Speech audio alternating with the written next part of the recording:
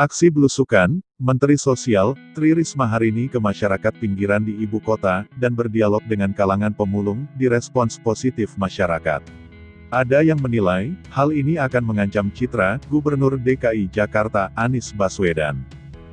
Manajer Program, Saiful Mujani, Riset dan Konsulting SMRC, Saidiman Ahmad menilai, Risma masuk ke Kementerian Sosial pada waktu yang tepat ketika kita menghadapi musibah ekonomi akibat wabah.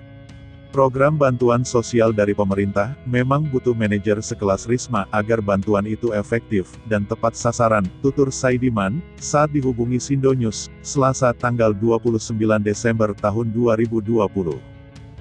Menurut Saidiman, jika Risma berhasil secara konsisten melakukan belusukan ke masyarakat yang terpinggirkan, bukan tidak mungkin dia punya potensi yang besar untuk menarik sentimen positif warga.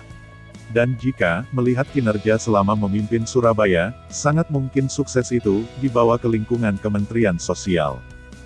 Saidiman menilai, aksi belusukan Risma memuat aspek bukan saja perbaikan kinerja Kemensos di era pandemi, tapi juga sisi elektoral yang bisa diraih dari masyarakat.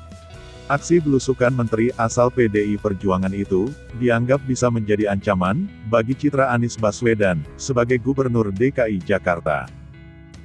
Saya kira bukan hanya Anies yang bisa tergeser, tapi juga tokoh-tokoh lain tingkat nasional.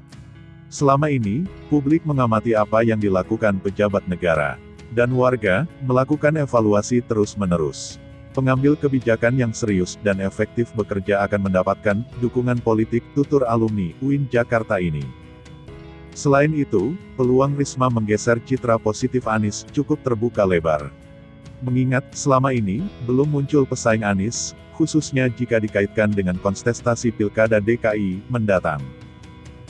Selama ini, suara oposan Anies di DKI, seperti tidak mendapatkan kanal politik yang memadai. Kalau Risma dan tim mulai membangun kerja-kerja politik di DKI, saya kira Anies akan mendapatkan pesaing sepadan, pungkas dia.